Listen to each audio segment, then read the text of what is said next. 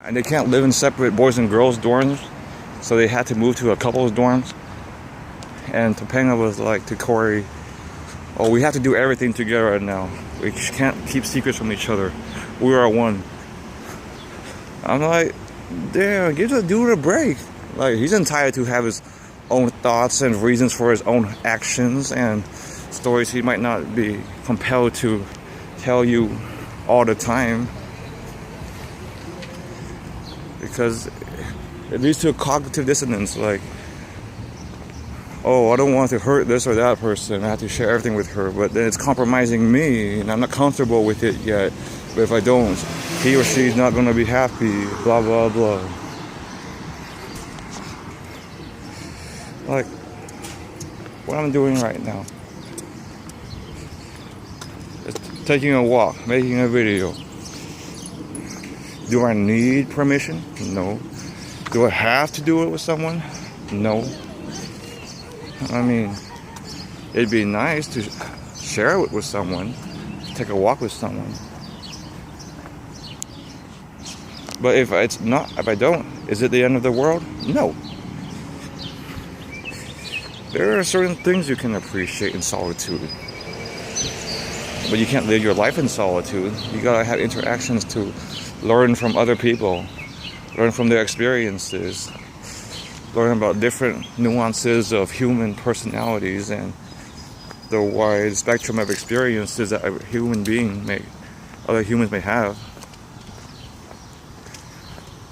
But there are times to appreciate being by yourself and doing things by yourself.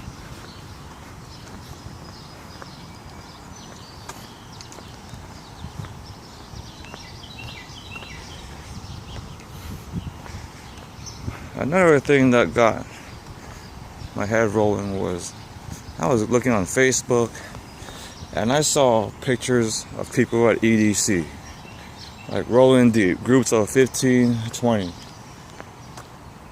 And I'm not sure how I feel about that. I mean, part of me feels like, oh, this bubble is gonna burst, it's gonna die out. Part of me thinks, maybe it does look fun. Maybe I should check it out sometime. Yeah, I always been getting conflicting reports about EDC.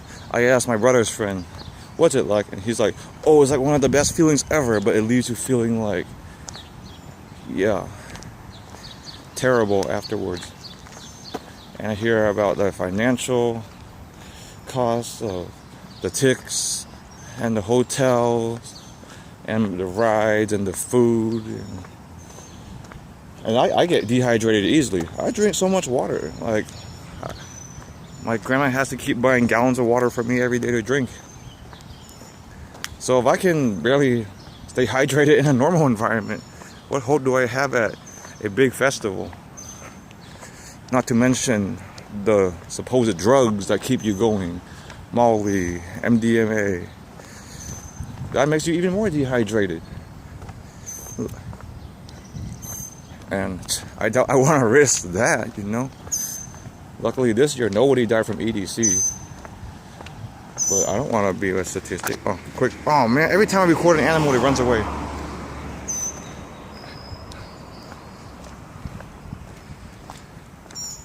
Yeah, so I was having this discussion with my friend. Mind you, he's a little over 30. And I was like, would I regret going or not going? And he's like, I'm good. I'm the wrong person to ask. Because, of course, he's not into that music or that scene anyways. Maybe it's a phase I'm going through. Maybe at this age you want an escape, so you like hard beats, pounding music, simple melodies, flashing lights, theatrics, flashiness. Maybe your mindset will change when you're 30 or 35. But then it might not be the same for DJs. But then that's the DJ. Like Cascades in his 40s, David Guetta's 40-something. Maybe they just do it to pander to the youth. And of course they make money from it. And even if I want to go, it's not like I have the means to go anytime soon.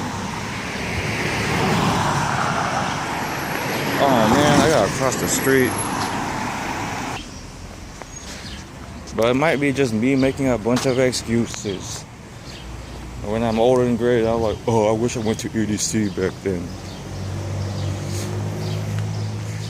Or I could be like, oh, why the heck did I do that? And I gotta recover from it.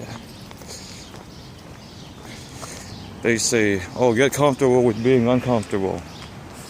And honestly, it seems like a fun experience, but it seems like an uncomfortable experience. I mean, it seems like a logistical nightmare. And I'm pretty sure EDC is very organized compared to what happened at Tomorrow World in Georgia, where it was raining and people were sleeping on cardboards and had to walk miles upon miles to get to their rides. Yeah, I know this is not the most interesting things, it's just trash cans. So much trees, so much green, so much bricks. Bricks, bricks, bricks.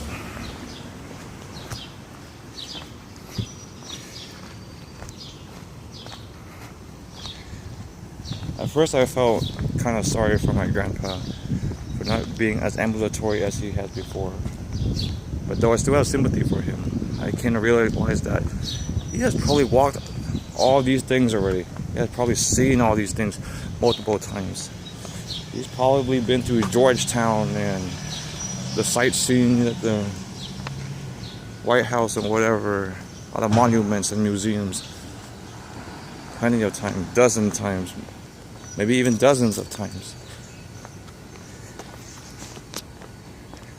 And he's pretty chill. He doesn't need much anymore. Like, I would despair having to walk slow. Oh, I got places to go. Oh, I gotta keep up, blah, blah, blah. He's at a place in his life where he can just lumber from place to place. Just saunter and stroll wherever he like, at whatever pace he pleases him. And of course, I'm nowhere at that phase in my life. I'm maybe 50, 60 years removed from that. But it makes you appreciate it. So it kind of reminds me of this one meditation camp that I went to when I was in 5th grade. I was 5th grade. I mean, how can I appreciate something like that in 5th grade? And the main monk, like Thầy Nhất Hạnh, he was walking super slow. Like, oh, you gotta walk one step at a time and appreciate each step and look into the scenery and take a breath with each step. And mind you, this was at like 5 or 6 in the morning too. And he even says the same thing about eating. Like, oh, you gotta savor each bite and chew slowly. You gotta think about the food you eat. I mean, in an ideal world, I would do all that. But in this fast-paced, demanding world of this what have you done for me lately world, I don't always have the time for that, you know. I wish I did. It would make life much more easy and peaceful. That's a given. But I don't. But he's a very insightful guy. His name is Thầy Nhất Hạnh, or Thich Nhat Hanh. He's written many books. Oh, black squirrels. Huh. I rarely see one this dark. Shh. Don't want to disturb it. He's in this natural environment. He's pondering. Should I climb a tree or not? Climb a tree, boy. Climb a tree. Throw it in. Huh. It's like the one time I saw a marmot at Half Dome. Whatever you do, just don't attack me, okay? But these squirrels are so much more shy. The ones at school let you get all up close to them. You can even feed them from your hand. Not that I did it, but a friend did.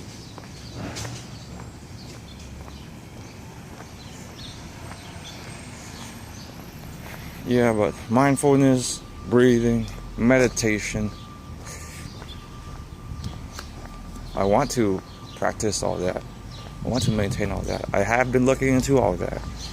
Whatever makes me happy, whatever gives me peace. And of course, it's a long time practice. It won't be perfect. And I might not always have the patience for it. But it's nice to know that it's there, you know? It's funny, yesterday I told my mom and grandparents, oh, I'm going for a walk. I'll be back around 7 o'clock. And I ended up being back at 8:15. So I told them, oh, I'm going for a quick short walk around the neighborhood.